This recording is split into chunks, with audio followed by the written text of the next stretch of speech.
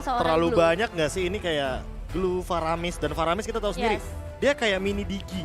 Karena ketika dia mengeluarkan satu cloud altarnya, otomatis nanti weakness point dari One ini akan kereset. Betul. Dan hal tersebut yang akan membuat One seperti tidak akan terbang dengan mudah di game kali ini. Tapi ini cukup menarik ya. Aku pikir mereka bakal langsung nge-pick mungkin Lolita dan juga Glue untuk Occupy Trons di sini. Atau lapu-lapu. Atau lapu-lapu. Tapi sepertinya Malvinas yang punya kesempatan tersebut, tapi ternyata Uranus. Oke, ini adalah hero lawan dari Dragon Papadoge yang baru saja mungkin bisa dibilang berada di tempat aman karena S11 Gaming Argentina lolos ke babak selanjutnya. Dan dengan Uranus kita tahu sendiri bahwa mereka hanya akan memanfaatkan bagaimana permainan pola 4-1 yang nanti akan dimainkan. Tapi untuk sekarang Lunox-nya malah ada di tangan dari teman-teman tim Occupy Throne sehingga ini akan membuat skema permainan yang baru. Dan Lunox bisa menjadi jawaban atas One dan Uranus dua bersamaan. Serta nantinya kalau udah mulai late game, ini One sama Parsia bakal terancam sekali dengan combo dari Lunox Dede. Dulu zaman M tuh populer banget. Jadi ya Lunox Ruby Dede lebih tepatnya. Salah satu pemain substitution dari Falcon Esports. Yang dimana kombonya itu ya dia akan mengeluarkan Chaos Assault tapi tiba-tiba langsung berubah jadi Order Brilliance. Damage-nya tetap ada. Jadi di combo dengan damage dari Lunox itu sendiri ya. Dan ini aku suka banget dari Occupy Trons. Mereka menjawab dengan sangat amat cepat. Mereka bisa dibilang nggak mau di-deny juga dari Lunox-nya sendiri. Karena bisa di-ban sebenarnya sama Malvinas. Di area second banning ya. Dan tidak akan ada Karina di sini. Atlas sebagai bisa dibilang inisiator yang cukup berbahaya tentunya. Ya, hero-heronya Maro lah intinya. Iya. Ini padahal sebenarnya kalau kita ngomongin Maro, kayaknya Maro bener-bener bakal ngebuka jalan deh. Hero ngebuka jalan selain Franco, selain Kaja, mungkin masih ada beberapa hero yang tersisa seperti Kufra. Tapi menurutku Maro kayaknya bakal bermain agresif karena ini hero-heronya bakal nabrak banget nih kayak Faramis, Lunox, Glue. Ini 3 hero yang memiliki potensi untuk menabrak sekali. Nah, ditambah lagi kali ini adanya Link dengan dibandingnya Hayabusa dan juga Karina ya. Habis hero-nya. Iya, tinggal Assassin, kita ngomongin Assassin langsung loh. Tapi Link kayaknya emang benar-benar bakal menjadi prioritas mengingat belakangan ini juga masih populer. Dan ini ya, 2 pilihan terakhir yang akan menarik dari Malvinas Gaming. Pilihan seperti apa? Karena dari Occupy Throne bisa aja melakukan satu surprise pick nantinya dan baru dari tadi aku mau sebutin Fredrin. Karena kalau misalkan kita ngomongin Link bakal sedikit terganggu dengan hadirnya Fredrin. Tapi ada Ruby juga sebagai roamernya dan kita tahu sendiri bahwa dengan 3 pick 0 win rate dari Ruby, apakah ini akan menjadi kemenangan pertama bagi Ruby dan juga Kufra sebagai jawabannya atas Ruby, karena kita tahu sendiri ini akan saling counter-mengcounter. Dari segi setup tentu Ruby lebih diunggulkan, tapi kalau counter setup ini Kufra bakal menjadi jawabannya. Oke, dan Prince Fran ya berarti akan menggunakan hero nyamannya yang mungkin ini harus diwaspadai juga ketika seorang player menggunakan hero nyaman. Banyak hal yang bisa dilakukan dan banyak juga peristiwa-peristiwa yang mungkin nanti nggak kita expect bisa terjadi. Ya, ditambah dengan satu hal lagi, kalau kita ngomongin soal bagaimana potensi Lunox melawan One, ini adalah 2 tipikal hero yang berbeda. Yang satu, Lunox tentu dia bakal lebih diunggulkan sekali di laning phase. Dan ini mungkin akan lebih mirip bagaimana keadaan di game yang pertama ketika Cloud-nya benar-benar berada dalam tekanan berhadapan dengan Lunox. Gado benar-benar mencoba untuk menekan dari awal sehingga gold laner dari teman-teman Malvinas Gaming tidak bermain dengan bebas. Oke, ini dari Occupy Trons ya. Sebenarnya kelihatan dari segi draft picknya mereka pede banget. Dengan pick cepat ke arah Lunox, pick cepat ke arah Kufra juga di last picknya. Tentunya mereka udah mempersiapkan tentunya strategi yang lebih matang di game kedua.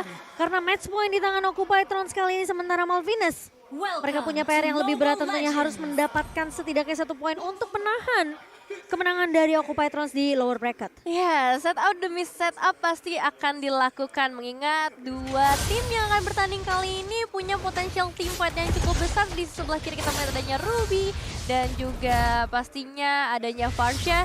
Ini bakal punya area damage yang cukup besar, tapi di sebelah itu ada Faramis. Ini mungkin akan berbahaya juga ketika nantinya Cloud Altar bisa dibuka, kembali lagi menghilangkan potensial dari seorang One dan menambah nyawa tambahan untuk Occupy Throne.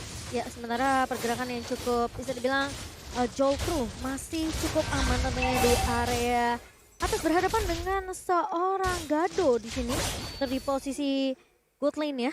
Sementara dari Malvinas mereka yang akan lebih bermain sekarang cukup proaktif nih untuk berhasil untuk melakukan rotasi ke area mid dan juga atasnya yang akan diprioritaskan.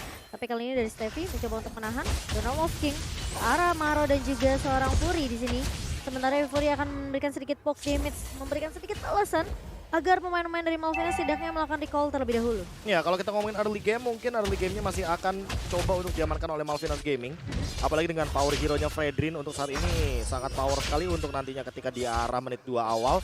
Dan mencoba untuk mengamankan Turtle secepat mungkin. Tapi dari Leo-nya sendiri, dia mencoba untuk mendinai EXP yang bisa diamankan sebanyak mungkin daripada Prince Fran agar tidak ketinggalan level. Karena untuk di area top lane sekalipun, Occupatrons sudah kehilangan satu buah Kramer. Dan ditukarkan dengan Leo yang mengamankan satu buah Kramer di area bottom lane. Sebenarnya untuk sekarang Prince Fran dalam tanda kutip dia under banget dalam keadaan farmingnya. Oke, tapi Dragon kali ini bakal coba dikejar begitu saja. Kita tahu Uranus yang mungkin bisa dibilang masih butuh pasifnya, masih butuh stacknya juga untuk regen HP. Dan ini mungkin yang bisa dimaksimalkan oleh Occupatrons memberikan pressure di area bawahnya, Nevin. Iya, meskipun agak berat ya untuk bisa kita ngomongin ke arah eliminasi, tapi so far bisa lah untuk menahan supaya Dragonnya nggak terlalu ikut campur nantinya ke area Turtle ataupun memberikan pressure yang lebih berasa lagi ke arah seorang Hulk. Dan kita tahu sendiri, seorang Glue ini bakal cukup berbahaya ketika kita ngomongin perebutan ke arah objektif. Apalagi di level yang keempat, udah ada grab-grab yang bisa ia buka. Oke, dan Maro ngebuka satu buah Tyrant Revenge dan namun tidak mengenai ke arah pemain-pemain dari Malvinas. Dan bahkan dari area midnya kali ini dari Steffi. Ini jujur Prince Fran terlalu lama nggak sih? Terlalu overextend nggak sih di area Turtle? Karena mau selama apapun dia mencoba untuk melakukan Turtle, reset akan selalu dilakukan oleh teman-teman dari Occupatrons. Dan sekarang Leo malah mendapatkan 2 purple buff, nggak cuma 1. Dan dia masih bisa mundur escape. Dan walaupun pertukarannya dengan Turtle, secara individual levelnya Leo sesaat lagi akan menuju kepada level yang ke-6. Oke, dan ini bahkan bisa dibilang dengan pergerakan yang dimana purple-nya sempat diambil oleh Leo, tapi ngebuat Prince Fran tentunya dia nggak memiliki damage yang mungkin cukup ya, Be, untuk setidaknya melakukan skirmish ke arah pemain-pemain dari Occupatrons. Ya, ditambah dengan item pertamanya akan menuju kepada Steelite Plate. Apakah akan langsung menuju kepada Blade Armor agar nantinya Leo tidak bisa memberikan critical damage yang tinggi? Karena mau bagaimanapun kita tahu sendiri bahwa Link dengan Berserker's Fury itu critical chance-nya akan tinggi sekali karena berlipat ganda untuk critical chance ketika ada di tangan dari Link. Oke. Nah, sejauh ini juga kalau kita melihat pergerakan dari Occupatrons ya, ada beberapa rotasi yang mereka lakukan ke area XP dan juga ke area gold lane. Tapi untuk saat ini Jolcrow kayaknya bakal menjadi target utamanya. Terlalu lama membuat Leo harus kembali, tapi Malvinas Gaming baru saja akan hadir di area sekitar sungai. Ini pergerakan-pergerakan dari Steffi sih udah mulai coba buat cari ini sih, cari point kill. Udah boleh lebih tepatnya karena Harley sudah memiliki damage. Dan dari tadi juga dia hanya melakukan sebuah Feather Airstrike hanya untuk mengusir bagian depan dari Occupatrons. Tapi Maro mulai masuk kali ini dan bahkan dengan terkena stun. Maro harus mundur terlebih dahulu ke altar dibuka oleh seorang Fury menyelamatkan hidup seorang Maro. Dan ketika eksekusi dari seorang Maro di sini tidak dijawab oleh dengan cukup cepat oleh pemain-pemain dari Occupatrons, mau nggak mau mereka harus reset lagi. Dan bahkan malah dari Harley-nya yang sempat memberikan sedikit balasan tadi. Ini benar-benar coba untuk tukar-tukeran damage aja, mencari momentum sih ya lebih tepatnya mungkin. Karena balik lagi kita ngeliat tadi ada Maro, satu inisiasi yang digagalkan juga oleh Malvinas Gaming. Begitu juga untuk seorang Steffi yang memang dari tadi akan mencari momentum untuk eliminasinya. Mereka butuh yang namanya eliminasi dan Maro kali ini bakal coba untuk rush ke arah seorang Jolcrow. Ditemu lagi adanya seorang Leo yang bisa memberikan backupan damage. Namun refleks dari seorang Jolcrow masih bisa menyelamatkan dirinya. Iya, ditambah dengan Feather Airstrike balasan Fury sampai mengeluarkan flickernya. Hal tersebut yang mungkin harus diperhatikan juga bagi Occupatrons, jangan sampai terpicu dengan teamfight yang dibuahkan oleh Malvinas Gaming karena mereka adalah pemain counter setup. Dengan adanya Kufra, otomatis mereka tidak boleh melakukan setup terlebih dahulu karena Steffi itu dia. Itu dia, Malvinas connect dan bakal Maro menjadi target utama First Blood Phoenix. Berhasil didapatkan oleh Malvinas Gaming. Dan bahkan kali ini dengan satu buah altar dibuka oleh seorang Fury. Dragon mencoba untuk memberikan backup, namun ternyata Jolcrow dengan adanya crossbow tank yang terbuka membuat Gado terpick off begitu saja di area rivernya. Iya, dan bahkan Hulk bisa diusir dengan begitu jauhnya kali ini bersama seorang Dragon yang akan kembali ke arah laningnya masing-masing. Malvinas Gaming bisa dibilang punya keuntungan yang cukup besar meskipun Turtle bukan menjadi prioritasnya untuk saat ini, tapi tetap Malvinas Gaming bisa dibilang punya potensi yang besar nantinya untuk mendapatkan outer turret di area top lane. Ya, tapi ini temponya pasif banget sih dari Occupatrons. Iya. Jadi mereka walaupun menggunakan beberapa hero yang sebenarnya bisa nabrak, tapi mereka tidak memaksimalkan hal tersebut. Malah mereka terbawa oleh tempo permainan dari Steffi yang memang hanya melakukan sebuah stopper atau cancellation terhadap gerakan-gerakan dari Occupatrons. Sehingga hal tersebutlah yang membuat Steffi tidak ada kontes di area roamernya untuk di depan. Oke, dan ini eksekusinya apakah memang dari Maro yang bisa dibilang cukup kalah dari eksekusi inisiasi yang bisa dibuka dengan satu buatan defense? Karena potensi dari Steffi menggunakan satu buah flicker dan juga combo ini bisa dijawab. Tapi kali ini sisi lain dari Dragon bakal coba ditarik dengan satu buah Shadow Stampede. Leo bakal coba untuk mengejar Shadow. Oh tapi ternyata sisi lain Maronya tumbang di tangan seorang Harley. Masih mau lebih, Hooknya berhasil untuk mendapatkan trade. Namun ternyata teamfightnya masih berlanjut. Hook kebuka, oh ternyata ada satu buah klaster dari seorang Fury. Namun ternyata Hook tumbang di tangan seorang Jolkru. Masih mau lebih, Leo mencoba untuk menyapu bersih pemain-pemain dari Malvinas. Namun ternyata dia tumbang di tangan seorang Jolkru. Gak ada yang bisa menangkap ke arah seorang Jolkru di sini. Udah lihat betapa besar damage yang bisa diberikan oleh seorang Prince Run mengenai ke arah dua pemain yang tadinya mungkin akan memberikan satu serangan lebih lanjut, tapi kali ini mengubur ekspektasi mereka dalam-dalam. Dan Lordnya slain by UBS Gold tentunya untuk tim Malvinas Gaming. Ya, Turtle yang bisa dibilang 2 berbanding dengan 0 untuk sekarang, bahkan di poin menit yang ke-7 ini 5-1. Otomatis Prince Run kali ini lebih diunggulkan walaupun levelnya baru level 9. Dan secara individual memang Leo kali ini lebih diunggulkan karena memang secara level dia lebih power untuk retribution-nya. Iya, ketarik lagi dengan satu buah Emo Bandit dari seorang Steffi. Apakah memang dari Occupied Trons ini harus mainnya agak sabar nunggu sampai ke arah late game nih, Be? Malah menurutku kalau kita ngomongin soal late game, power dari Malvinas Gaming lebih kuat Lebih sih. kuat ya? Dia ada Ruby, dia ada Fredrin, dia juga ada One. Ditambah untuk high ground defendernya mereka punya Varsha. Jadi kayaknya untuk late game bukan opsi yang bagus bagi Occupied Trons. Sehingga mereka sebenarnya harus menyusul ketertinggalan 3000 gold ini dengan perlahan-lahan melakukan sebuah setup team fight dengan 4 pemain yang nantinya bisa membuahkan sebuah space bagi Leo agar setidaknya Leo itu bisa melakukan split sendirian walaupun dia mungkin agak sedikit terganggu di posisi yang tersebut. Oke, dan malah satu buah berhasil dibuka lagi oleh seorang Harry. Tahunnya kena karena 2 pemain. Namun Emo Bandit dari seorang Steffi mencoba untuk menahan pergerakan pemain-pemain dari Occupied Trons. Fury bakal coba diharas dan tahunnya connect lagi dari seorang Prince Prince dan bahkan di follow up dengan cukup cepat oleh Malvinas Gaming. 2 pemain hilang di area jungle-nya. Wah, ini kerugian besar sih. 2 pemain hilang, tambah lagi mereka juga kehilangan ke area inner turret-nya. Perbedaan goldnya semakin jauh sampai ke arah 5.000, membuat Malvinas Gaming juga pastinya akan semakin kuat dari segi itemization-nya, Prof. Ya, ditambah dengan untuk sekarang bagaimana item yang dimiliki sama One-One-nya benar-benar ini membuat One-One makin cepat sekali untuk bergerak dengan dash ability yang dia miliki. Sementara dengan 2 sword yang sebenarnya ada di tangan One-One ini kayaknya akan menuju kepada satu item, yaitu adalah Malefic Roar, agar nantinya bisa menembus bagaimana pertahanan dari Hulk dan juga Maro sebelum nantinya akan ada item seperti Dominance Ice atau bahkan adanya Blade Armor.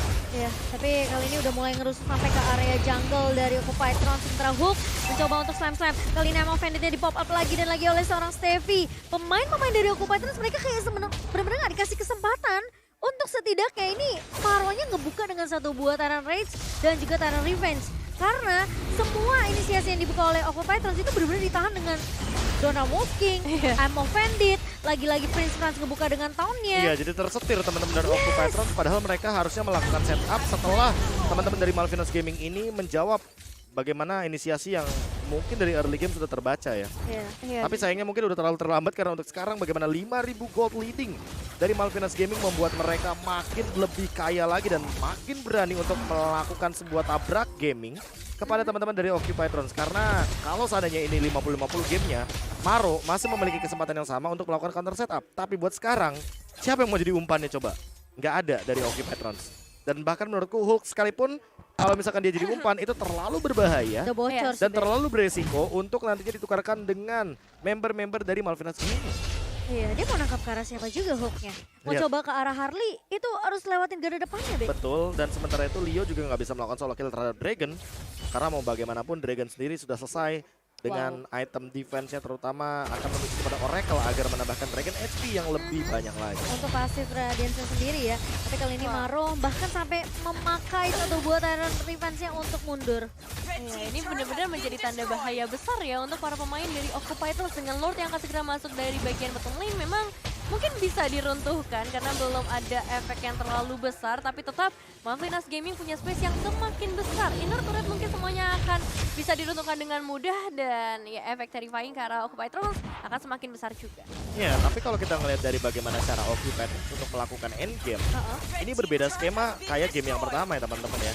Karena di game yang pertama itu Occupied Trons benar-benar lagi winning condition sejak early game. Sementara di game kali ini Malvinas Gaming ini hampir keseluruhan mapnya, 80% mapnya dikuasain sama mereka. Mereka invasi jungle, mereka coba untuk cut with minion sehingga minion dari teman-teman Occupied Trons sudah keluar dari area base dalamnya. Iya, dan Jolkru sebagai pemain yang pokoknya dia objektif gaming aja, ngedapetin turret, dapetin platingan, dan bahkan bisa dibilang dia salah satu pemain yang bisa dibilang memiliki Ya, positioning turret cukup damage baik. ya. Turret damage-nya benar-benar dimaksimalkan juga oleh seorang Jolkru.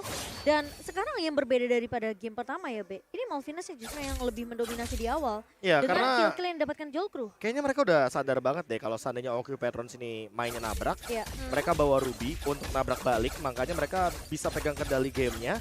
Terutama di early game, di 5 menit awal teman-teman bisa lihat bagaimana poin 5-1 itu tidak berubah sama sekali. Betul. Dan sampai sekarang pun 9-1 bahkan bisa dibilang OQ Patrons dihentikan dari serangannya, dari rotasinya, dan juga dari farming patternnya. Iya, belum bisa mendapatkan 1 poin sama sekali ataupun 1 turret sama sekali. Masih full. Malvinas Gaming kokoh berdiri dengan turret yang mereka miliki. Dan untuk saat ini memang posisinya mereka akan menunggu ke arah objektif Lord berikutnya. Atau kalau misalnya dari Malvinas Gaming bisa memberikan setup yang bagus, mereka bisa saja menciptakan sebuah team fight yang nantinya akan menguntungkan untuk Malvinas Gaming. Dan bahkan dengan posisi dari Dragon aja ya, ini bener-bener dikasih semua ngumpulin stack pasifnya, Be.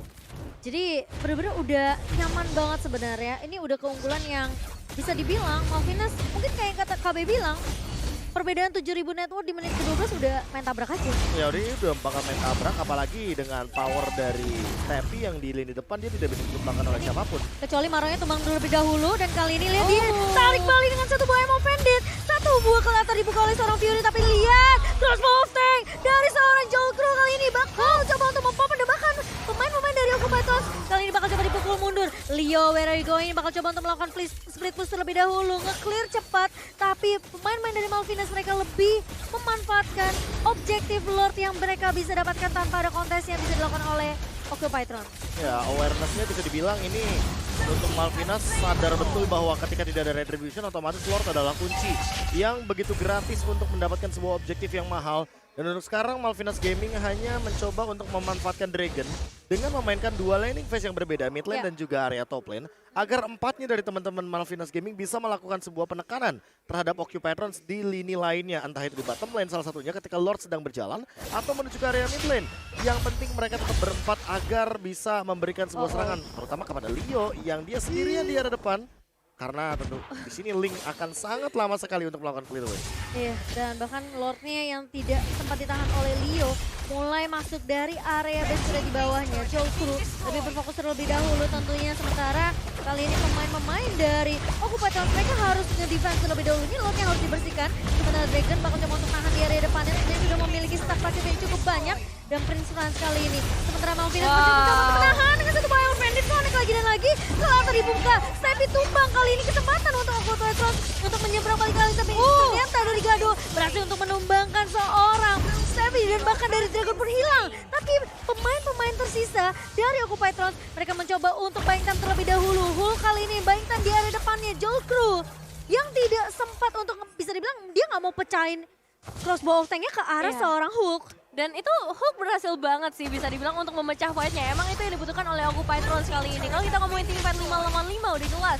Dari segi perbedaan damage, dari segi perbedaan item, Malvinas Gaming udah pasti menang. Tapi ketika fight-nya terpecah, dua pemain mencoba untuk mengincar ke arah Hulk. Occupy Tron tuh punya space yang besar banget. Ditambah lagi mereka memang membawa Cult Altar dari seorang Fury. Jadi setidaknya untuk saat ini udah ada 2 auto turret yang bisa mereka amankan. Masalah utamanya juga ketika kita ngomong soal Fury, untuk tim fight jangka panjangnya dia kuat banget. Yes. Ditambah dengan power yang kita ketahui dengan menggunakan Cult Altar, hal tersebut akan menambahkan sokongan untuk bagaimana tim fight jangka panjangnya dari sosok Faramis. Dan ingat di sini Faramisnya belum tumbang lagi, jadi pasifnya akan banyak sekali. Namun untuk Leo dia harus lebih berhati-hati karena mau bagaimanapun Leo tidak memiliki immortal dan dia lagi dikejar. Dalam keadaan pegang purple buff aja, menurutku dia harus lebih berhati-hati karena ketika dia tidak pegang purple buff, ini artinya dia akan lebih terancam dengan energi yang lebih boros ketimbang dia menggunakan purple buffnya. Untuk sekarang, kita baru saja melihat bagaimana Swift Crossbow yang dibuang diganti dengan Ares Belt mungkin akan menuju kepada satu immortality. Dan di sisi lain Dragonnya dia udah punya Winter Truncheon, jadi ini bakal makin sulit lagi untuk ditangkap. Dan di satu sisi dengan Radiant Armor, dia akan makin lebih kebal terhadap magical damage dari Fury. Oh, tapi lihat kali ini dari bawah dibuka. Satu buat damage Soulflame, Harley tumbang bersama dengan Jolkru. Dan bahkan kali ini Steffi, immortality pecah, bakal coba dikejar oleh seorang Fury. Dan itu dia, Status Stampede. Dan bahkan di follow up cukup cepat kali ini. Prince Run menahan dia di depannya, ada satu buah grab-grab dari seorang Hulk. Namun kali ini bakal coba ditahan, Gado ngebuka dengan satu buah gas dan Prince Run Malvinas Gaming tiba-tiba hilang di area bawah karena inisiasi yang bisa dibilang cukup mengejutkan dari Occupy Trans dan triple kill berhasil diamankan oleh pemain-pemain dari Occupy Trans by Infinix. Ya, hanya menyisakan satu pemain saja dan timing yang tepat karena kali ini mereka bisa mendapatkan lordnya tanpa adanya kontes sama sekali. Membuka kesempatan lagi-lagi untuk Occupy Trans yang terkenal dengan specialist late game-nya. Dan ya ini momentum yang benar-benar pas banget dan pas banget juga buat kalian yang pengen nonton M4 sambil makan nih. Langsung aja gunakan promo di bawah ini atau scan barcode yang ada di bawah. Dimulai dari momen Kufra Maro yang mirip Kufra LJ. Wow. Ini benar-benar sangat memukau sekali ketika connect ke arah 3 pemain. Dan ditambah dengan Malvinas Gaming kayaknya belum siap untuk hal tersebut karena nggak ada Dragon di sana. Sehingga Dragon tidak bisa membadani bagaimana banyaknya damage dari teman-teman tim Occupy Trans. Dan buat sekarang Flicker akan menjadi satu hal yang ditunggu atau dinantikan oleh Maro. Karena dia ingin melakukan setup kedua kalinya dengan menggunakan Lord sebagai salah satu baitnya. Karena tidak ada bait lagi yang tersisa dari teman-teman tim Occupy Trans. Oke, tapi kali ini Federal Strike dibuka oleh seorang Harley. Momentum tiba-tiba berpindah ke arah pemain-pemain dari Occupy Trans. Dan dengan status yang dibawakan Leo kali ini dari area atas menuju ke area midnya. Posisi dari Dragon nggak mau akan coba untuk mengusir pergerakan dari seorang Leo. Tapi kali ini terkena surprise. Winter Transcend di pop up. Dragon tapi dari Sevi mendapatkan momentumnya. Fury tumbang kali ini. Dan sementara dari Jolcrew mengebuka satu buah crossbow ke arah seorang Maro. Maronya tumbang. Ini pemain-pemain dari Occupy Trans bakal coba dipukul mundur. Sementara Leo bakal coba dikejar. Masih punya immortality. Tapi Jolcrew gak akan kasih kesempatan ke arah seorang Leo. Namun Leo masih bisa memanfaatkan energi yang tersisa untuk mundur dan tidak akan memaksakan divide di area bawahnya. Ya, Winter Transcend-nya ini hanya jadi bait ya atau jadi umpan lah ya, untuk bahasa gampangnya. Dan buat sekarang Leo kayaknya harus lebih berhati-hati karena mau bagaimanapun dia tidak akan bermain tanpa adanya purple buff. Dan buat sekarang dengan 8 poin kill yang sudah diamankan oleh teman-teman dari Occupy Trans, mereka harus lebih sadar bahwa ini akan menjadi permainan yang cukup panjang. Karena Leo tanpa adanya purple buff dia tidak akan bisa melakukan split push. Dan di sisi lain 4 pemain dari Occupy Trans sangat membutuhkan sekali Tempest of Blade yang dimiliki daripada seorang Leo untuk memberikan efek knock up airborne ketika melakukan sebuah follow up dari serangannya seorang Maro. Oke, Tempest of Blade-nya udah mulai dibuka. Baik kali ini Leo nggak punya energi yang cukup. Dia nggak punya purple buff tapi masih bisa selamat Backupnya dari cepet sih sebenarnya. Fury, Be. Iya, ditambah dengan adanya satu cloud altar, jadi mungkin setidaknya tuker ultimate dengan ini kali ya, dengan battle spell. Itu yang mungkin dicari oleh Fury 77. Oke, tapi sejauh ini emang benar-benar game yang menegangkan banget untuk kedua tim karena memasuki ke menit yang ke-19 banyak banget yang bisa terjadi. Terlihat satu momentum aja yang diciptakan oleh seorang Steve bisa mengubah lagi eliminasi dan juga dari segi goldnya meskipun untuk saat ini masih dikuasai oleh Occupy Trans. Ya, dan buat sekarang tinggal main trap nih. Siapapun yang pegang trap lebih jauh itu bakal dapetin keuntungan banget. Kayak sekarang Leo, dia pegang trap area bawah dan lihat teman-teman Occupy Trans tidak terdeteksi sama sekali di area jungle dari milik Malvinas Gaming. Tapi kali ini dengan adanya pergerakan dari Hook yang Steffi bakal coba untuk nahan Steffi di area belakangnya. Tapi Maro bakal coba untuk mengincar. Karena tolong Jolcrew. Kelihatan dibuka. Leo ngebuka Tempest of Blade. Prince bakal coba menjadi incaran namun ternyata lihat Maro dengan satu buah Tyrant Rage. Dan bahkan pemain-pemain dari Malvinas Gaming bakal coba dipukul mundur. Leo bertahan. Kali ini di area belakangnya masih punya satu buah immortality. Tapi ternyata immortality pecah dari seorang Leo. Masih bisa bertahan. Fury bakal coba untuk membackup. Namun ternyata Prince terkena satu sedikit tahun dari seorang Fury-nya. Namun lihat backup dari seorang Maro. Hulk juga mulai datang. Dan Occupy Trans benar-benar mempertahankan Trans mereka. Mereka nggak mau ditumbangkan begitu dengan cukup mudah di lower bracket. Iya, dan itu save yang benar-benar bagus banget dari Fury 77 gak sih? Ketika Leo-nya hampir tumbang, dia tiba-tiba hadir di bagian depan dan Flicker dikorbankan, tapi nggak masalah ketika mereka bisa mendapatkan Kara Lord-nya. Dan ditambah dengan itu Leo mengambil resiko loh, padahal dia udah nggak punya lagi Tempest of Blade, dia hanya bermodalkan Retribution dan itu pun Ice Retribution. Jadi mau gimana pun ketika terkena slow effect, ya teman-teman dari Malvinas Gaming memang tidak bisa mengejar. Tapi kan akan ada tetap chance bahwa Leo ini berada dalam ancaman. Dan buat sekarang, tinggal kita lihat bagaimana setup yang akan dibuahkan oleh satu sosok Maro dengan Kufranya karena Lord akan bergerak ke area bottom lane. Dan ini dia gameplay late game dari Occupy Trans. Ini dia Occupy Trans yang kita kenal dari semenjak babak group stage dan bahkan lihat immortality, 2 immortal di tangan Occupy Trans. Dan sementara kali ini Lordnya udah mulai bergerak masuk. Jolcrew bakal coba untuk menahan. Ini satu eksekusi yang cukup penting. Maro membuka konsol dan bakal ditabrak di BK-nya. Harley tumbang begitu saja dan mulai masuk kali pemain-pemain dari Occupy Mereka masih mau lobby. Mereka mencoba untuk menahan, tapi Hulk di area belakangnya tumbang kali ini. Dan Leo. mereka berfokus terhadap base-nya. Occupytron menumbangkan pemain-pemain dari Malvinas Gaming. Dan dipaksa untuk mengangkat koper di babak lower bracket. What a match dari Occupytron. Semenjak game yang pertama kita melihat banyak sekali plot twist yang terjadi dan di game yang kedua kita pun melihat hal yang serupa.